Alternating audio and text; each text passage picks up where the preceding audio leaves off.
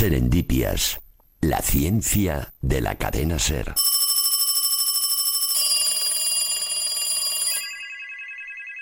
Hace más o menos 48 años los teléfonos de la BBC empezaron a sonar como locos. Decenas de británicos creían haber vencido a la gravedad por unos instantes, pero habían sido engañados por un astrónomo y por las ansias que tiene nuestra especie de despegar del cruel suelo.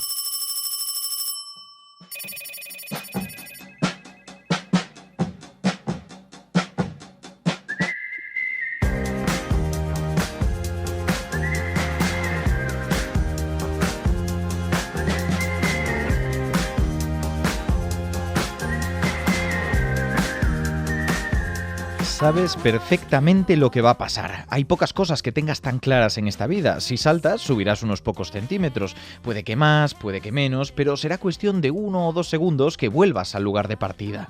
Estamos atados a esa gran roca cósmica por una cosa que llamamos gravedad. No es una fuerza, pero lo parece. No es especialmente poderosa, pero lo parece. Y del mismo modo que no es lo que parece, tampoco aparenta lo que es.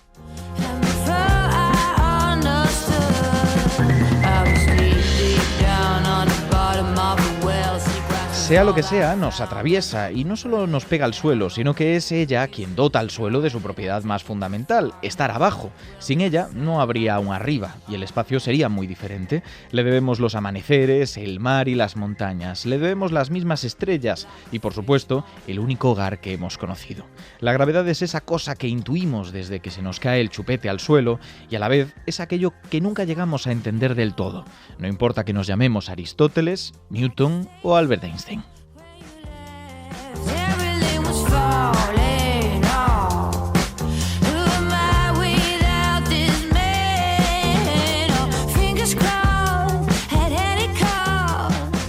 Arcadi, ¿qué tal? Hola Ignacio, pues yo bien, con ganas de llamar a la BBC, yo también. No, pero eso fue una historia muy chula, ¿eh? Que comentaron que iba a haber una alineación de planetas y que entonces la gravedad que percibíamos iba a ser menor. Bueno, todo era por el Día de los Inocentes. Bueno, madre mía, me estoy imaginando un tuit que vi el otro día de gente que si el terremoto de Nueva York hubiera pasado al mismo tiempo que el eclipse, habríamos tenido una religión nueva ahora mismo. Sí, es posible, pero tú nos traes un experimento mental, que entiendo que tiene que ver con la gravedad. Correcto, con la gravedad, con cosas muy graves, porque hoy pues he tenido una avería en el metro, casi llego tarde a la radio, pero estoy bien, estoy vivo. Y esto me ha hecho pensar, ¿cómo serán, digamos, los problemas del transporte público del futuro, ¿no? Con los viajes interestelares, ¿no? Con estas movidas de la gravedad, de los planetas, etcétera, etcétera. ¿Qué problemas tendrán los pasajeros del siglo XXIII? Claro, ¿serán más, serán menos? Exacto. Por fortuna, hemos conseguido un extracto del futuro que, a ver si lo podemos escuchar. No te preguntaré cómo.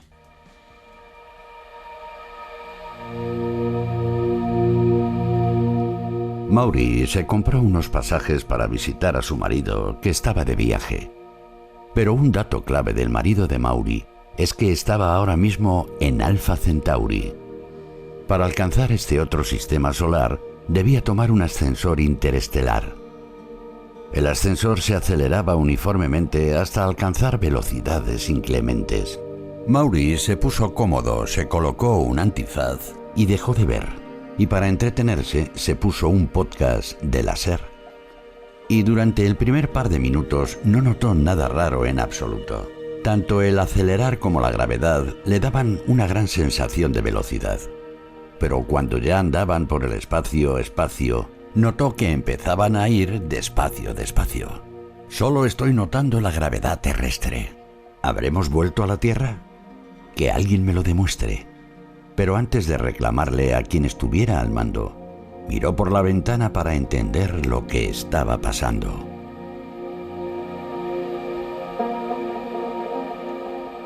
Bueno, nos dejas con ganas de saber más. El maestro del suspense soy Claro, yo. El mejor showrunner. Vale, a ver, ¿qué es lo que está pasando aquí? Para entender esto, primero tenemos que entender cómo funciona este ascensor. Hemos comentado brevemente en el extracto del audio del futuro que es un ascensor que se acelera uniformemente. ¿Qué es una aceleración? Bueno, todo el mundo creo que más o menos entiende lo que es una aceleración, simplemente un cambio de velocidad, ¿no? Y normalmente cuando nosotros sentimos una aceleración, sentimos como que por ejemplo, cuando un tren o un avión acelera, como que nos echamos para atrás, ¿correcto? El tren o el avión tira hacia adelante muy deprisa y como que nuestro cuerpo no le da tanta velocidad y como que se aprieta contra el asiento, ¿correcto? Claro, que nos habría gustado quedarnos quietos donde estábamos y ese sitio ahora está detrás de nosotros, porque hemos avanzado, ¿no? Exacto, entonces no tenemos más alternativa que estrujarnos contra el asiento porque pues el asiento va un poquito más rápido que nosotros. La aceleración de toda la vida, de acuerdo. Exacto. ¿Qué es lo que pasa? Lo que pasa es que este comportamiento no es muy diferente de lo que pasa con la gravedad terrestre. La gravedad terrestre nos mantiene pegaditos al suelo, ¿correcto? Sí. Evidentemente no tiene mucho sentido hablar de que va más rápido de lo que nosotros vamos, pero sí que pasa esta cosa, ¿no? De que, por ejemplo, si uno hace la segunda ley de Newton, ¿no? De la fuerza es igual a la masa multiplicada por la aceleración. Tú tienes ahí una fórmula preciosa que la sacó Newton ahí tan campantemente. Un ratico.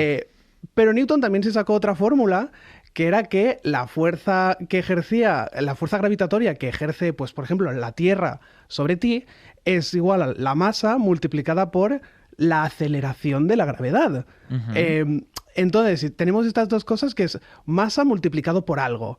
Entonces dices, bueno, pues ¿será? O sea, lo que nos estás diciendo es que Newton describió la gravedad como una aceleración, en cierto modo. Exacto, de hecho tienen las mismas unidades, se le llama la aceleración del campo gravitatorio. Entonces, claro, aquí había un tema que es que dices, vale, pues ¿será que la gravedad no es una fuerza? Es como una aceleración constante. Pero aquí hay una cosa que se suele obviar cuando se enseña física en el instituto, que es que ¿cómo sabemos que eso que llamamos masa, cuando estamos hablando de fuerzas, ¿no?, es lo mismo que la masa que estamos hablando en gravedad, ¿correcto? En plan, ¿cómo sabemos que la masa, es decir, lo mucho que me cuesta a mí acelerar, ¿no? Porque cuanta más masa tiene un objeto, más le cuesta acelerar. ¿Cómo sabemos que esa masa, llamada masa inercial, es la misma cosa que lo que crea el campo gravitatorio? Es decir, ¿cómo sabemos que esta masa inercial y la masa gravitatoria son la misma cosa? Porque lo llamamos masa... ¿Cómo sabemos que estamos hablando de lo mismo cuando tú te subes a una báscula y la gravedad hace que te dé ahí un número, ¿no? Un peso, que entiendo que tiene que ver con tu masa y la gravedad, y lo difícil que puede ser mover un coche que está avanzando a 20 km/h hacia ti? Efectivamente. Y básicamente no hemos encontrado ningún motivo para creer que no son lo mismo. No hay gran cosa que diga exactamente sí son lo mismo, pero no estamos encontrando grandísimas pruebas de que no sean lo mismo. O sea, lo que me hace que cueste frenar algo que se mueve rápido es lo mismo que hace que cueste moverme a mí del suelo. Sí, o sea, lo que hace que a ti te cueste moverte más rápido es lo que hace que a ti te atraiga la Tierra, básicamente. Que a priori no tendrían por qué estar relacionadas, pero por algún motivo lo están. Entonces, claro, ¿qué es lo que pasa? Que uno llega a la conclusión de que la gravedad es como una aceleración. No voy a decir es una aceleración, pero una cosa que a mí me gusta decir es que la aceleración es un poco un cambio que tú tienes de relacionarte con el espacio a tu alrededor, ¿correcto? Porque estás cambiando tu velocidad, estás cambiando tu posición, etcétera, etcétera. ¿Y esto que dices que te gusta decir? ¿Te gusta decirlo en cenas de amigos? O quiero decir, me ha gustado la construcción. De vez en cuando lo dices. Me dan un par de cervecitas, como que es cuando me pongo pesado de verdad. ¿Sabes que la aceleración? En fin. Vale. Te sorprendería la de cantidad de veces que me ha funcionado. En cualquier caso... Esto, evidentemente, cuando uno lo desarrolla más y le echa más horas y más ecuaciones, termina llegando a la conclusión de que básicamente la gravedad tiene que ser una deformación del espacio y el tiempo, que es el principio en el que se fundamenta la relatividad general. Entonces, ¿cuál es la consecuencia de todo esto? Que pues nuestro amigo Maury, ¿no?, que estaría ahí en el ascensor y está notando, que dice que solo está notando la gravedad terrestre. Él, si no tiene una ventana ahí, él no va a poder saber, no hay manera física posible de saber si ha vuelto a la Tierra, bueno, vamos a obviar que no se detecta la frenada y la reentrada, ¿no? Vamos, si de repente despierta mientras el ascensor está ascendiendo, no vas a ver si es que el ascensor asciende o si es que ha vuelto a la Tierra y es la gravedad terrestre. Exacto, no hay manera posible. A no ser, claro está, que tenga una ventana por la que pueda mirar y pueda ver dónde está. Pero si no la tiene, es básicamente azar puro, 50-50. ¿Tú qué apuestas, Ignacio? Yo me quedo con que no ha vuelto a la Tierra. Porque ¿Te quedas con que sigue acelerando? Es que eso de despegar en un avión y que te digan volvemos al mismo aeropuerto, a mí me frustra muchísimo. Ya. No sé que seas Melendi, no suele pasar. Claro, pero bueno, tenemos el resultado. A ver...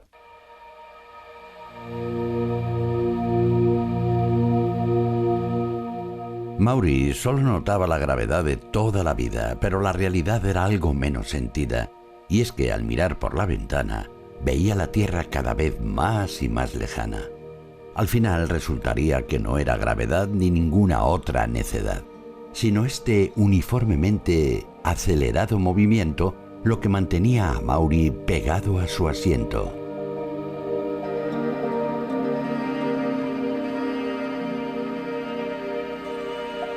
Pues nada, Maury tenía que haber aprendido un poquito más, ¿no?, en el colegio. Sí. Y tú, como has aprendido, te llevas... Bueno, no tengo ningún premio preparado, pero te llevas el cariño de toda esta gente. ¿Quién es toda esta gente? ¿Nuestros oyentes? Exacto. Entonces sí, me gusta. Bueno, pues Arcadi, muchísimas gracias. A ti por tenerme.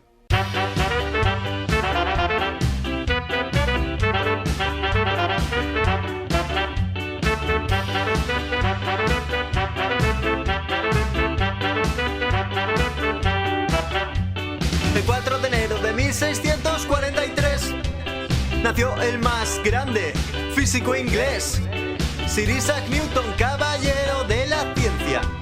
Mecánica, termo, óptica, fluidos es la referencia.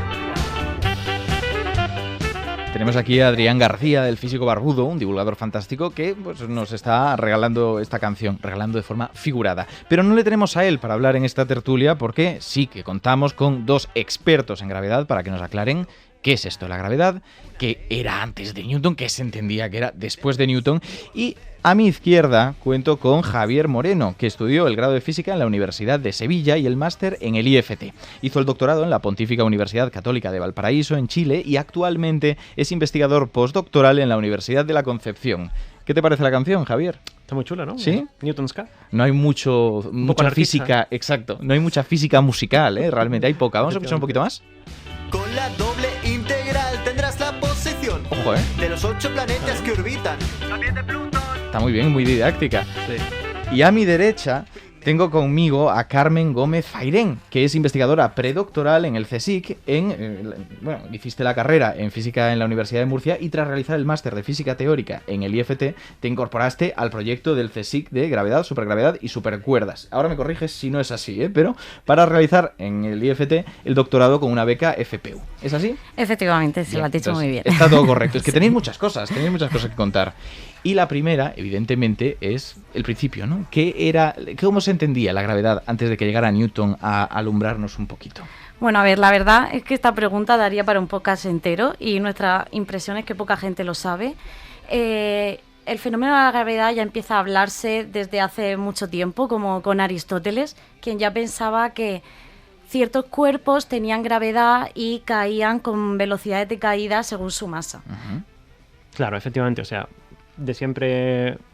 O sea, nosotros entendemos que en sociedad y todo eso se habla mucho de Newton, de Galileo, pero es que efectivamente antes había mucha gente, incluso desde Aristóteles hasta estos dos, había una escuela de filósofos griegos, de romanos, islámicos, indios, y todos ellos tenían sus debates acerca de esto. Pero generalmente no hacían experimentos, no eran muy empíricos, entonces pues solamente debatían acerca del respecto. Uh-huh.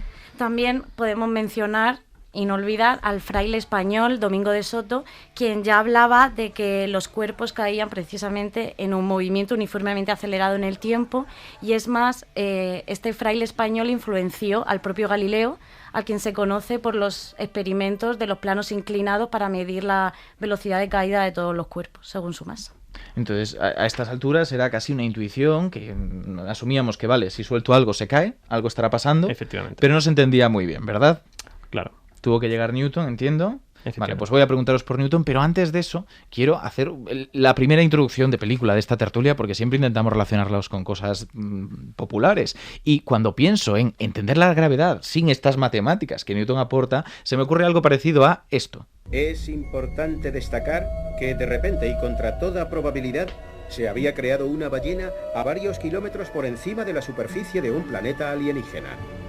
Y como naturalmente esa no es una situación sostenible para una ballena, la pobre criatura tuvo muy poco tiempo para asumir su identidad. Esto fue lo que pensó según caía. ¡Ah! ¿Qué pasa? ¿Quién soy yo? ¿Por qué estoy aquí? ¿Cuál es el objeto de mi vida? ¿Qué quiero decir cuando Claro, digo- muchas preguntas y muy pocas respuestas, porque eran todo intuiciones. De repente la ballena se encuentra cayendo en esta guía del autoestopista galáctico, esta fantástica adaptación además que se hizo a cine, pero hace falta matemáticas. Así que, ¿qué pasa cuando llega Newton?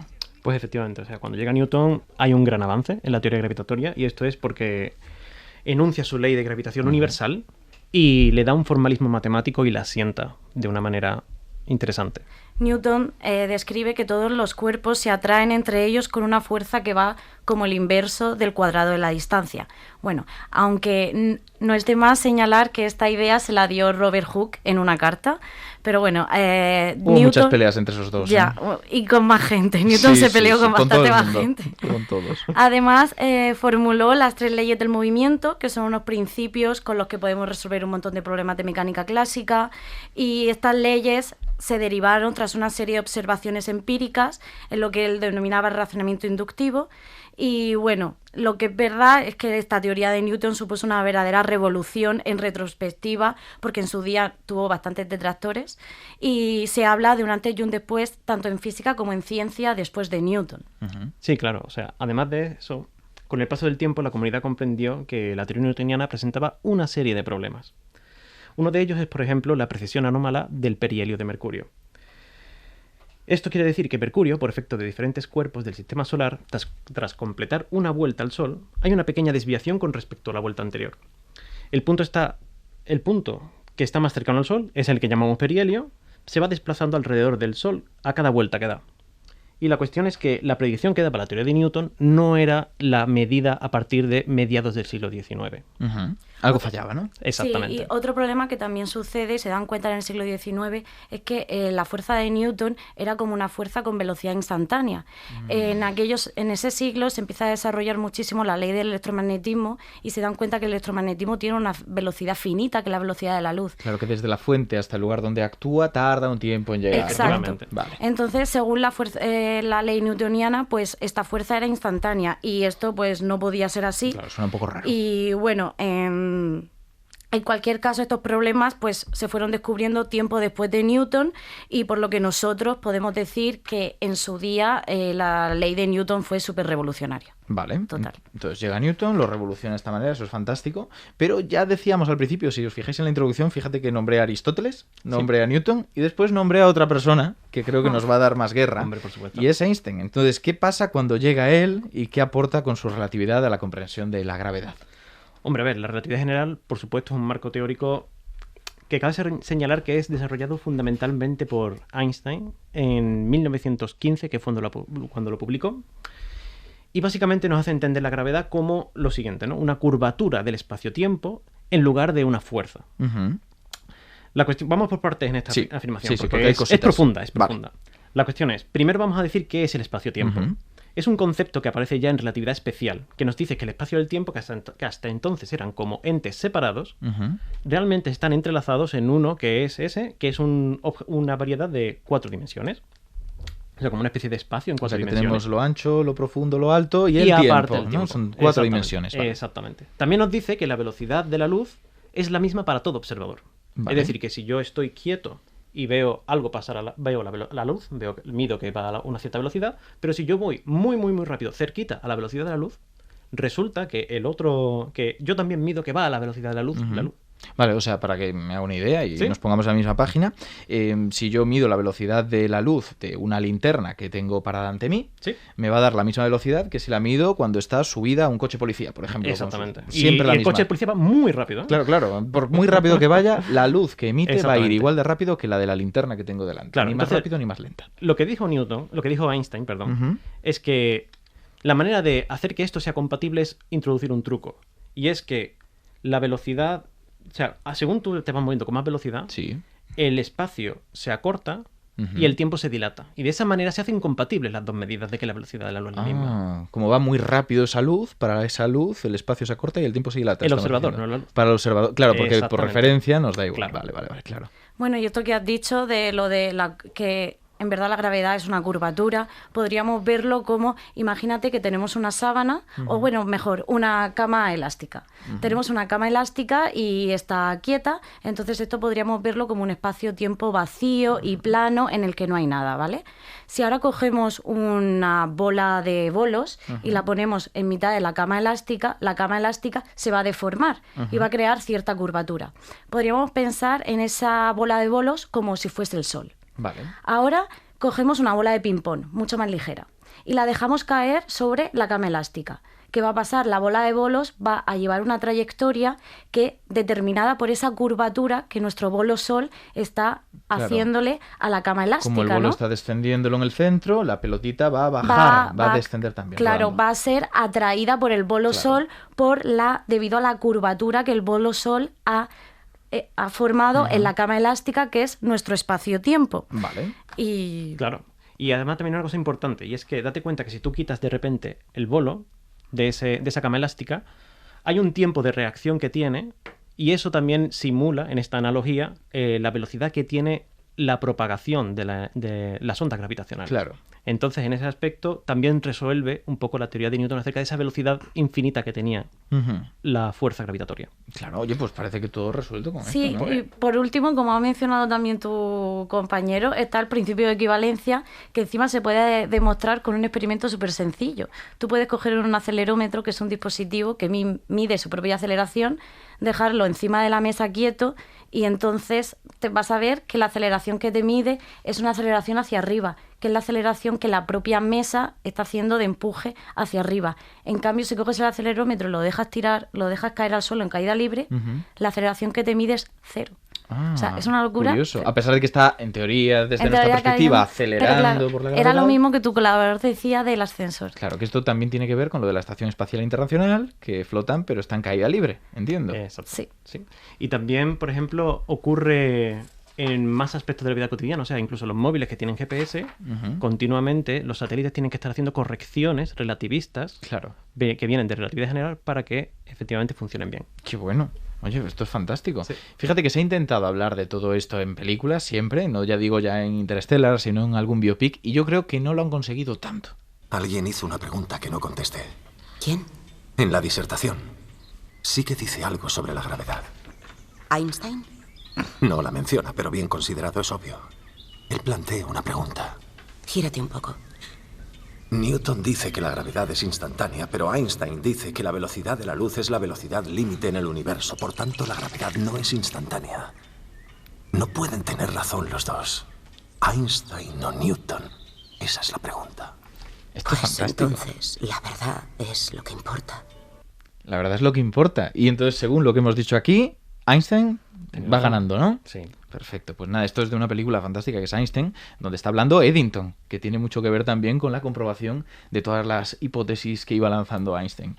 Y tengo una pregunta que me parece que ya nos mete aún más en este agujero de conejo, que es entender algo tan complejo como la gravedad, que es ¿qué tiene que ver la gravedad y la cuántica y sobre todo qué no tienen que ver? Porque se escucha mucho eso de que no encajan, qué está pasando y qué es cada cosa también. Sí, a ver, es bastante curioso porque encima tanto la relatividad general como la cuántica se desarrollan paralelamente, se desarrollan más o menos al mismo tiempo y ambas fueron una revolución total, ¿no?, en el siglo XX, y la relatividad general fue mayormente obra de una única persona, que es Einstein, y la cuántica tuvo un desarrollo mucho más habitual y colectivo con muchísimos otros investigadores. Claro, esa tensión que mencionas entre las dos teorías viene dada por el hecho de que las dos se encargaban como de intentar dar explicación a fenómenos que ocurrían a escalas muy diferentes.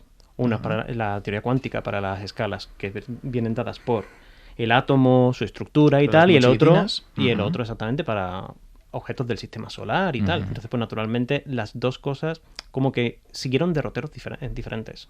Fueron revoluciones físicas, pero relativamente independientes, claro, exactamente. podríamos decir.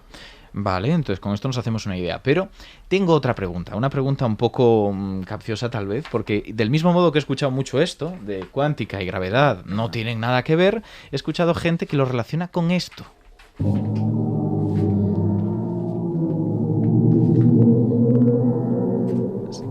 ¿Sabéis qué es lo que estamos escuchando? ¿Os suena? Esto se hizo muy famoso, ¿no? Hace unos meses. Es una sonificación de un agujero negro que lanzó la NASA. Que para los que no sepan, pues se convierte en los datos en sonido y se escucha así, punto, ¿no? No tiene mucho más. Entonces, lo que te iba a preguntar, bueno, lo lanzo a los dos y que lo coja quien quiera, es ¿por qué los agujeros negros dice mucha gente que tienen algo que ver con las dos? Porque creo que tienen algo que ver con una ecuación, ¿no?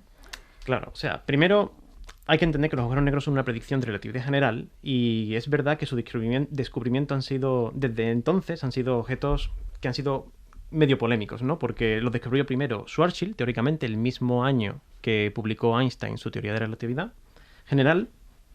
Y bueno, el propio Einstein, él mismo rechazaba la idea de que existiesen los agujeros negros, pensaba que era que nanay, y algunos otros físicos de la época también lo rechazaban completamente.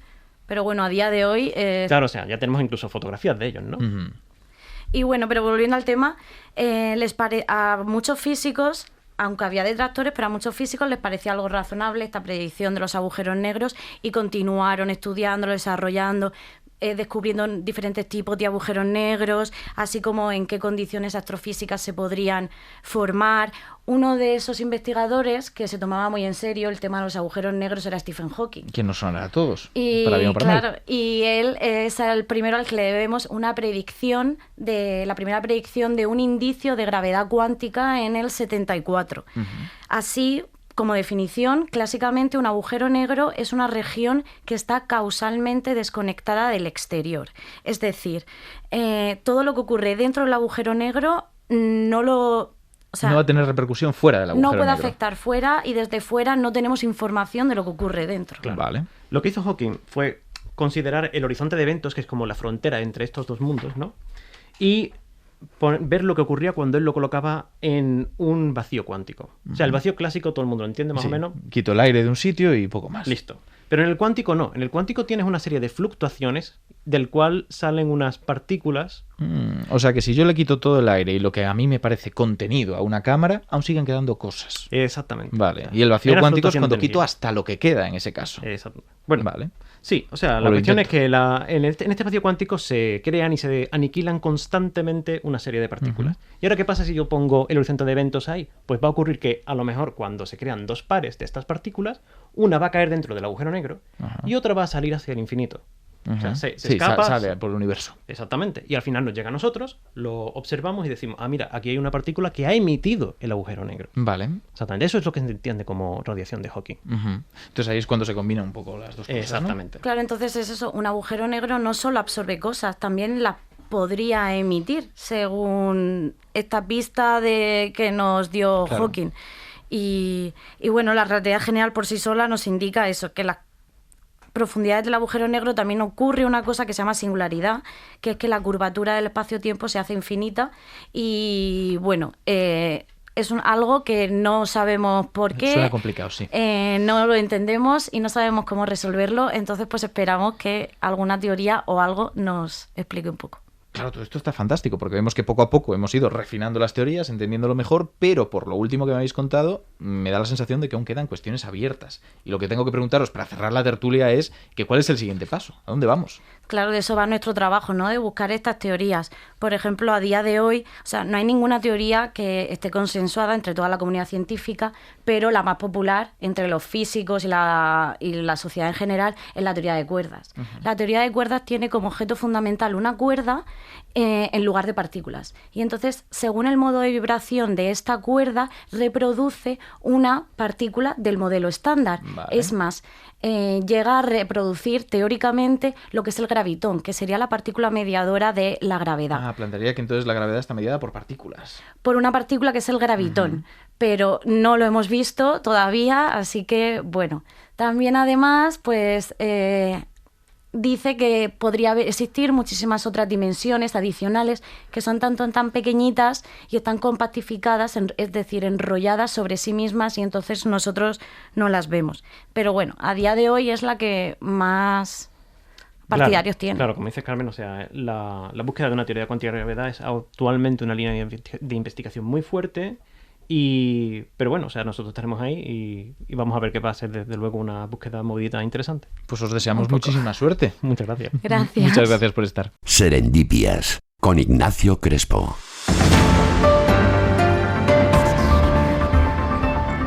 Mario, ¿qué tal? Pues muy preocupado, Ignacio. Ahora me vas a soltar la tuya, ¿no? Porque estamos hoy hablando de un tema muy grave. Muy grave. ¿Lo pillas? Sí. Lo pillas. Vale, perdón, mira, Sí, para enmendar esto, te traigo 2 noticias sobre la gravedad y sobre todas las aplicaciones que puede tener su estudio en distintas ramas de la ciencia. Primer titular: la gravedad está cambiando la Tierra desde dentro. ¿Cómo te quedas?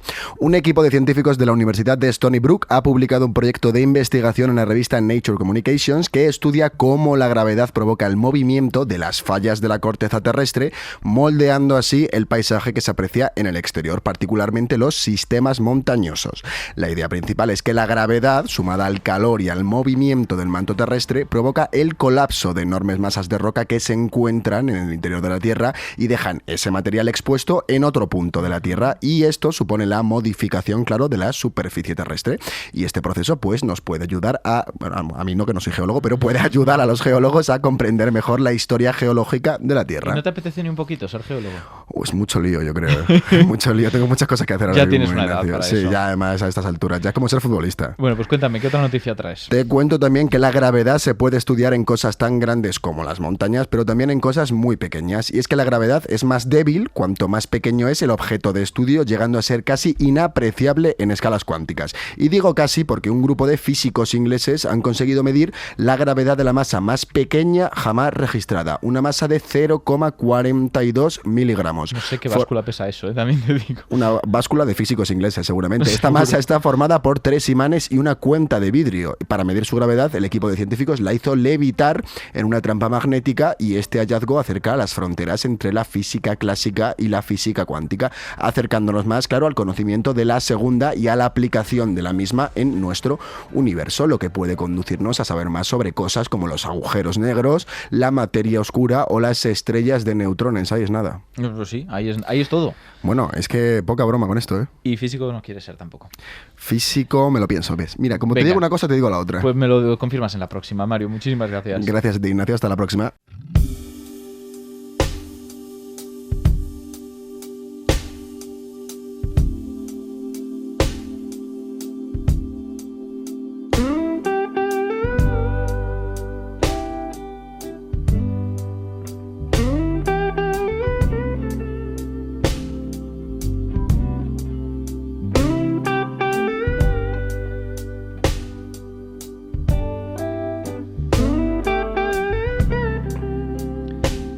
Amanda, ¿tú sabes que para componer esta canción tuvieron que estudiarse 3 cursos de relatividad especial? No me jorobes. No, no es verdad.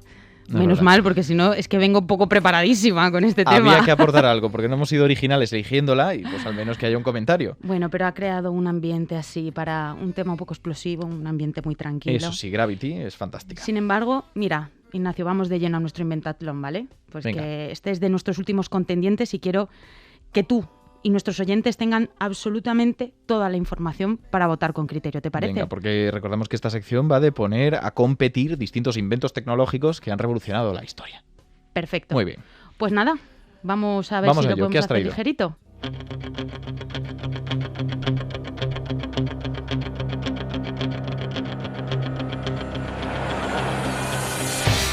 En la esquina roja tenemos al peso pesado del espacio. Con su propulsión asciende por la vertical hasta el mentón del cosmos y desafía a la mismísima gravedad. Su poderosísimo combustible lo convierte en un ardiente contendiente, listo para despegarte los pies del suelo. Lejos quedan sus primeros años sirviendo en el ejército. Ahora, con una estructura que combina fuerza y velocidad, este púgil promete llegar hasta las propias estrellas. ¿Preparados para el lanzamiento? 3, 2, 1... ¡El cohete! esto es súper épico. Súper épico. Has elegido uno muy épico, el cohete. Es que además, bueno, para hablar de gravedad, ya que viene todo el podcast de esto, ¿cómo no íbamos a hablar del cohete? Pero mira, te voy a hacer una propuesta. Te voy a contar un poquito sobre los hitos del desarrollo de esta tecnología y luego hablamos un poco de cómo funciona. Venga, ¿te parece? Perfecto. Venga. Pues no sé si tú te has planteado realmente la tecnología del cohete desde dónde viene, más Todos o los menos. días es mi imperio romano. Ah, bueno, eso ya te lo pregunté en un podcast Sí. y me dijiste que pensabas mucho en ello. Todo. Pues yo he estado 2 semanas pensando en los cohetes, la verdad. Y bueno, te diré que los chinos ya pensaban en ello desde el siglo IX. Ojo. O sea, que de hace un montón de tiempo. Y ellos utilizaban los cohetes propulsados por pólvora por fines militares, que ya nos lo comentaba un poco Julio. Claro, el origen militar, ¿no? Con origen militar, pero también ceremoniales. O sea, eso de los fuegos artificiales artificiales ya lo hacían ellos, ¿no? Y además que son expertísimos. Sí, sí. Pero de hecho te quiero contar una curiosidad que haciendo la documentación me he topado con ella, que me ha salido un vídeo de Ponte Bata. Anda. De Aitami, cuenta. y en el que cuenta que una de las flechas que utilizaban los chinos en esa época tenía un cartucho de pólvora y de tal manera que cuando las encendían, pues y al tirarlas iban muchísimo más lejos. Claro, iban propulsadas, eran unas máquinas en la guerra. Los primeros misiles. Un poquito, en chiquitito. Claro. Pero es que aquí está la cosa curiosa, que estas se las denominaba como ahora, en chino mandarín, se denomina al cohete espacial. No te atreves a decir cómo no. Huangyang. De verdad, Joder, por favor. Lo he dicho fatal, seguro me van a denunciar. Pero de lo has comunidad. intentado de verdad, no te has inventado esto. No, te lo juro, está escrito, me te estaba lo puedo preocupando enseñar. porque nos cancelan. No. Vale. Pero seguro que lo he dicho fatal, porque Bueno. además el chino tiene problemas para la hora de pronunciar. Sí, Pero sí, bueno. sí, es una lengua. Sí. Pues bien, pues una cuestión muy importante, hablando así de hitos históricos, es que realmente cuando se formulan las leyes de Isaac Newton, Ajá. que creo que en este En podcast, concreto las de la gravedad. efectivamente, se va a hablar muchísimo, ¿no? Allá por el siglo XVII. Y es cuando realmente se empiezan a sentar las bases científicas para el avance de la tecnología del cohete que vemos hoy en día, ¿vale? Ujú. Pero vamos a avanzar unos cuantos siglos. Sé que cualquier historiador me mataría. Sí. Yo la primera. No ¿vale? les gusta que lo avanzar soy. siglos. Pero vamos a centrarnos en los superavances de esta tecnología, en estos hitos que yo te decía. Por tanto, si nos encontramos ya con el siglo XX, cuando Ajá. los cohetes realmente experimentaron un avance significativo. ¿Por qué motivo?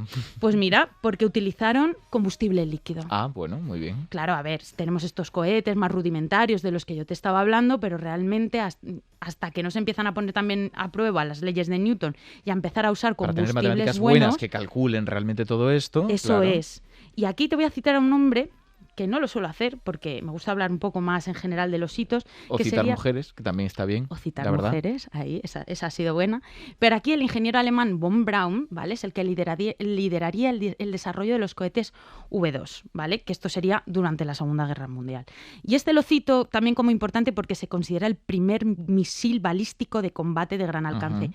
Pero también, cuidado, el primero en realizar un vuelo suborbital. Y esto es muy importante porque es que yo me sé la historia de von Braun, ¿eh? Yo ¿Ah, sé dónde sí? acaba. ¿Sí? La operación Paperclip, que lo ficha la NASA.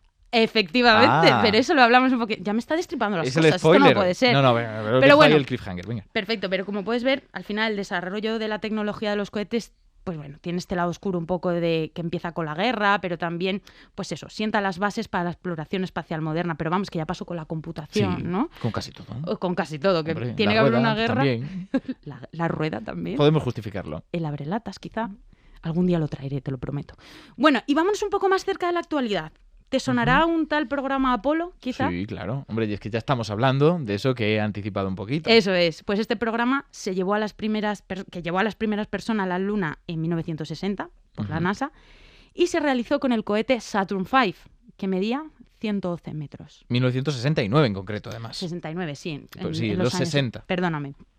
Y quédate con este dato de los 111 metros, Ujú. que nos vendrá bien para hablar del presente. Que, por cierto, ¿quién fue el que lideró el diseño de este cohete? No lo sé. No Pues se me vaya, ocurre. Pues vaya, va a ser von Braun, Ah, el vaya. alemán. Tenía que haber estudiado más. Vaya. Pues eso, Ignacio, un pequeño paso para el hombre, un gran salto Qué para la fantasía, humanidad. Desde lo militar hasta la luna. ¿Has visto? Sí, Y por cierto, una aclaración, no se grabó en un estudio de Hollywood, ¿vale? Vaya, qué ¿Vale? sorpresa. Por muy ciencia ficción que parezca, la llegada a la luna del hombre no se grabó. Última hora, vale. Pero, si tú me preguntas, que no me lo estás preguntando, No. pero ya te lo respondo yo, ¿cómo está el state of art ¿Cómo está el actualmente de state la of art? cohetería? Pues mira, estamos en la etapa del desarrollo y sobre todo de pruebas de cohetes reutilizables. Es decir, que puedan ser lanzados y reutilizados en otras misiones, como los de SpaceX, que no sé si sabrás de quién son, pero de un tal desconocidísimo Elon Musk. Y su estrella es el Starship. Este cohete es un auténtico monstruo. Y te diré, ¿sabes cuánto mide? ¿Cuánto mide? 121 metros. ¡Ostras! Pero bueno. Ya. Por eso que nos quedáramos con la otra cifra. Efectivamente, Ignacio. Pero ¿cómo funcionan estos cohetes? ¿Cómo funciona? Pues mira, el funcionamiento de un cohete se basa en el principio de la tercera ley de Newton, que establece que a toda acción corresponde una reacción igual y opuesta. En otras palabras, el combustible del cohete al quemarse provocará un empuje que logrará la propulsión del resto del sistema hacia arriba, ¿vale? Pero ok, tú le das un chute de combustible al cohete para que vaya como un pepino y se propulse. Pero ¿cuánta velocidad necesitas para que escape del campo gravitatorio? Mucha. Muchísima. De hecho, se le denomina velocidad de escape y realmente es de 11 kilómetros por segundo. Es una barbaridad. Una salvajada. Todas las multas. La velocidad necesaria para escapar de la atracción gravitacional de la Tierra cambia también según la ubicación en su superficie, la latitud y la masa del objeto. Entonces esto explica por qué los cohetes necesitan velocidades superiores a esos 11 kilómetros segundos para poder entrar en órbitas estables o incluso salir más allá de nuestra atmósfera. Ajá, o sea que tienen que ir muy rápido, es el resumen. Eso es. No era tan difícil, von Braun. No era tan ¿Has visto? Difícil. No era tan difícil. Vamos a puntuar esto. Venga, vamos allá. Te voy a ir dando las categorías. Dime. Y lo vamos viendo, venga. Utilidad. Utilidad del 1 al 5, ¿no? Sí. A ver, tiene mucha. Los satélites se han puesto en órbita porque tenemos la tecnología para ponerlos en órbita, lógicamente. Y con eso tenemos, pues, para controlar incendios, para comunicaciones, para utilidad un 5, porque no puedo ponerle un 6. Yo te diría que un 5 también. Totalmente. Bien. Y venga. También para la Guerra Fría, que ha dado muchas historias. Para la narrativa, ¿no? Claro. Por la narrativa, siempre. Un 5. Venga, vale, pues le vamos a poner un 5. Estoy de acuerdo. Venga, por otro lado, ¿cuánto se ha difundido? Pues cada vez más, porque además ahora que tenemos proyectos privados, como puede ser aquí PLD Space o un montón de agencias, yo te diría que está en trámites de un 3. Pues yo te lo iba a defender también con un 3, porque creo que aunque esté súper inserto en el imaginario, se siguen haciendo eventos especiales con los lanzamientos. No es como despegar un avión, todavía le damos mucha épica. Yo también diría un 3. Venga, un 3. Vamos ahí. Perfecto. Coste. Carísimo. Menos, pero caro. Carísimo. Tienes muy que caro. ser Elon Musk para claro, realmente... es que eso de que ahora sobrevivan al aterrizaje viene muy bien. Abaratas mucho coste, pero sigue siendo mucho. Pero acuérdate, el 5 era muy caro también. Sí. Así que le ponemos un 5. Venga, vamos para adelante. Siguiente, diseño. Muy bien, diseño muy bien. Yo creo que siempre han parecido muy espectaculares, incluso cuando miras atrás y te parecían un poquito chuscos, a la gente le gustaban. Pero fíjate tú que yo no le pondría un 5 porque creo que sobre todo desde el Apolo se nos ha prometido como muchas cosas. Ajá. Y nos ha avanzado tantísimo. Quizá le pondría un 4. Yo decía estética por el diseño. Pero... tú por el diseño. No, pero bueno, yo hablo del diseño ingenieril. Vale, de acuerdo. Sí, venga. Venga, nos quedamos con un 4. Venga, nivel de ciencia ficción. Bueno, claro. Es el rey de la ciencia ficción, pero no es una nave espacial de las de ciencia ficción. No es la Enterprise. Desde luego no es la TARDIS. Que ya estaría muy bien. No es la TARDIS. Pero... Yo te voy a defender un 2, fíjate. ¿Me vas a defender un 2? Pues yo te iba a decir un 5. ¿Hacemos una media? No es una nave espacial. Hacemos una media. No es el halcón milenario. Un 3, venga. No. Intersección. Yo no lo veo. Venga, venga un 2. Soy el jefe, el 2. Venga, ya un 2. Hala, lo siento. La imposición. Esto es un 2. Se recordará que pusimos un 2 en ciencia ficción a los cohetes. Venga, ¿cuál es la media? Vamos a calcularlo. 4 más 2. No es tan difícil, ¿eh? Ya está. Venga, va, ya lo tengo. Venga. De media, 3,8 puntos. Que esto lo deja en segundo puesto de 3 que teníamos. Efectivamente, detrás de ingeniería genética y por delante de el reloj. Está bien, ¿no? Que los cohetes vayan por delante del reloj. Pues a mí me da muchísima pena. ¿Habrá aquí un sesgo de que somos del mundo sanitario o biológico para poner delante la ingeniería genética? Puede ser. No sé. Para mí era de mis favoritas, la verdad. Siempre ya nos dirá el público si estamos aquí metiendo mano. En fin. Pues, bueno, con la última votación, efectivamente, alguien ha metido mano. No sé, 3,8, muy merecido. Muchísimas gracias, Amanda. A ti, Ignacio. Moure oye voces.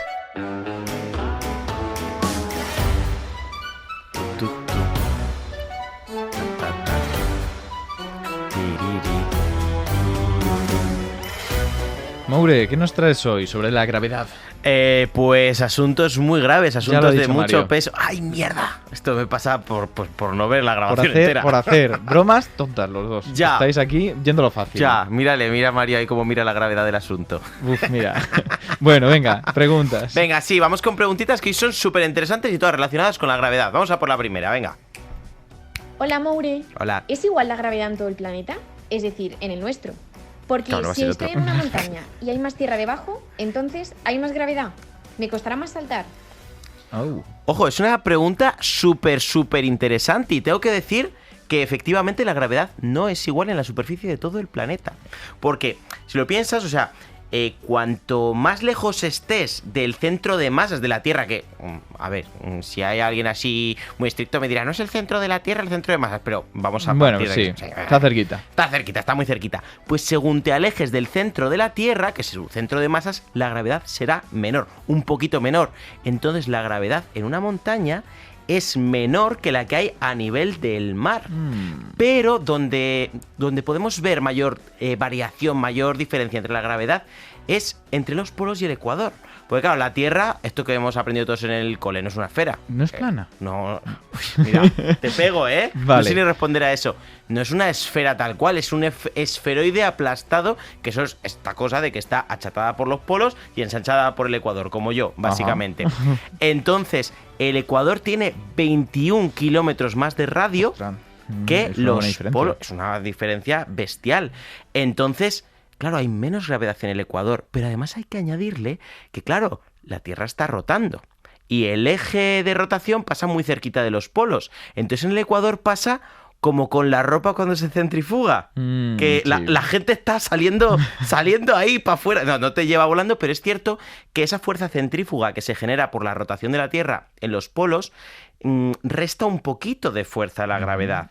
Eso y que también está más lejos del centro, por lo que has dicho, esos 21 Y claro, kilómetros. es que se une todo eso. De hecho, el punto de mayor gravedad está cerquita del Polo Norte. Y el de menor gravedad, atención, es el monte Huascarán, que está en Perú, está a unos 1000 kilómetros del Ecuador, pero entre la altura y que está más o menos cerca del Ecuador, hace que, si tú te vas del Polo Norte a lo alto del monte Huascarán, vas a pesar casi un 1% menos. Un 1%.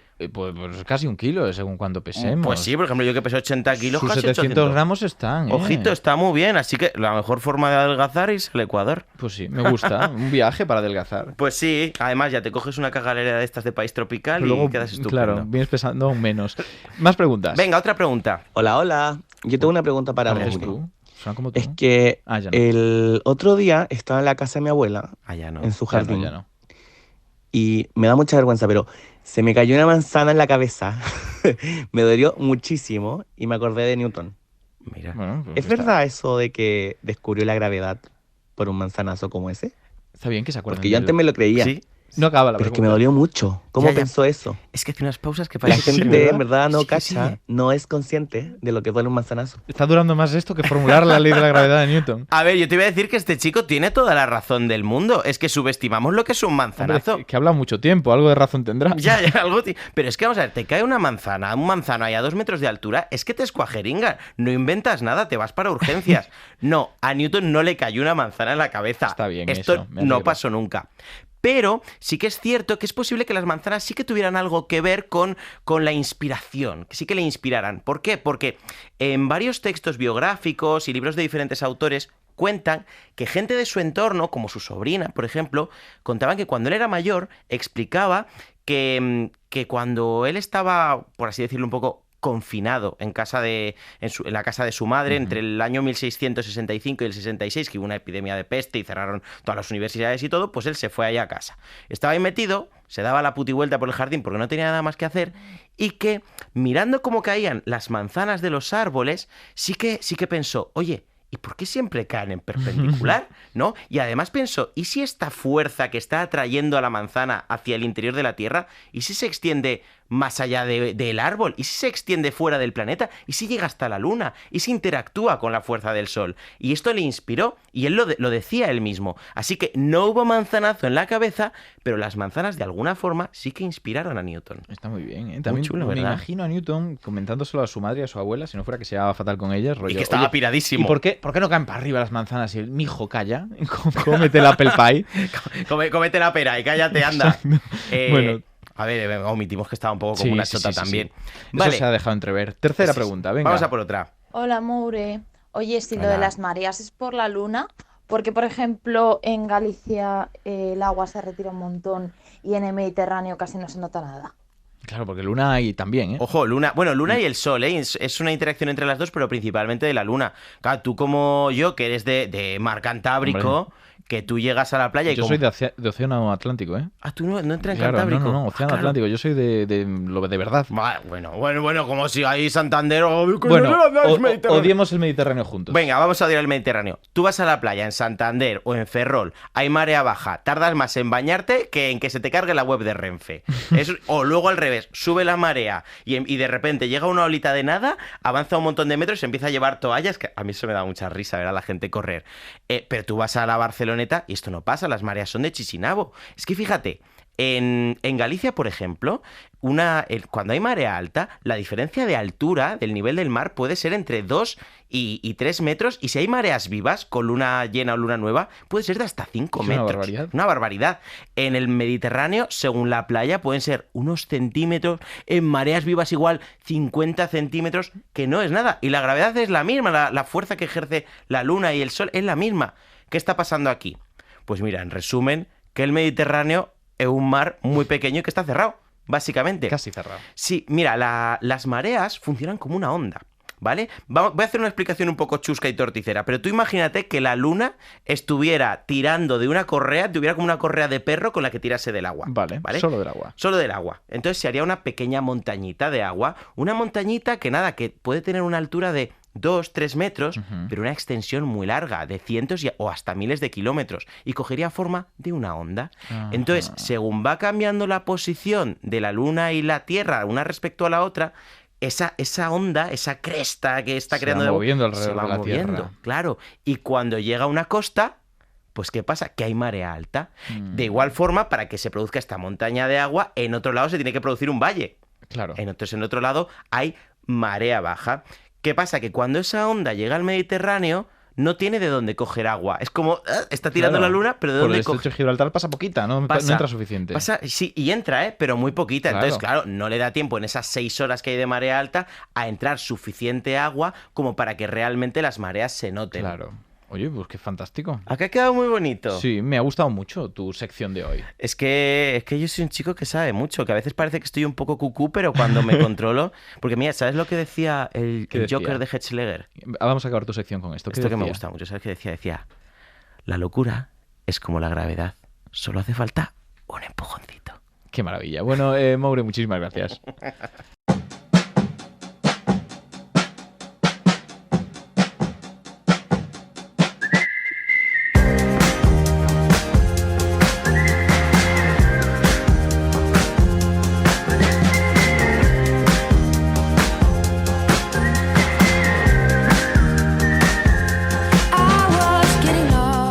Algo en la gravedad que es especialmente poético, angustiante e inspirador todo al mismo tiempo. Y es que la gravedad sobre el papel no se agota nunca. Decrece con el cuadrado de la distancia, pero no desaparece del todo.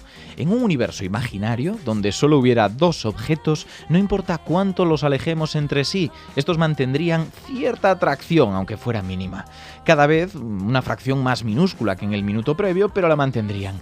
No tendrían escapatoria, no podrían esconderse, o al menos eso es lo que creemos entender sobre la gravedad, porque si nos ha quedado claro algo con este programa, es que tras todos estos años acompañándonos, seguimos sin estar seguros de conocerla realmente.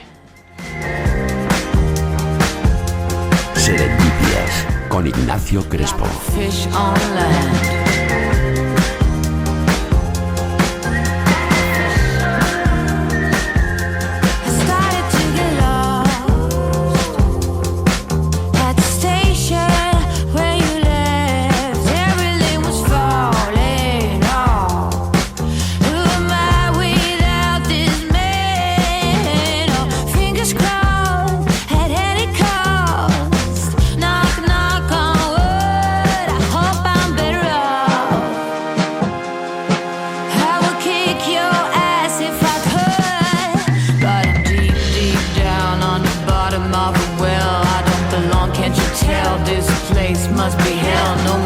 cookies in this jar. Did I take it too far?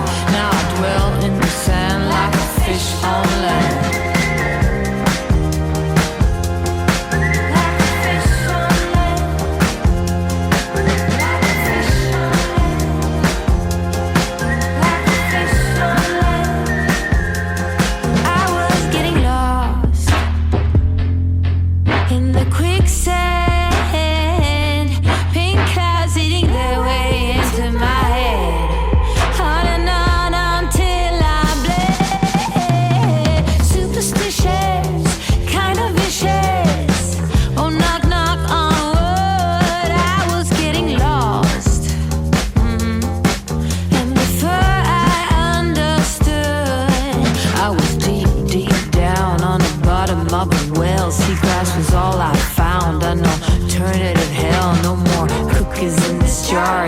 Take it too far, now I dwell in the sand like a fish on land. But I'm deep, deep down on the bottom of the well. I don't belong, can't you tell? This place must be hell. No more cookies in this jar. Did I take it too far? Now I dwell in the sand like a fish on land.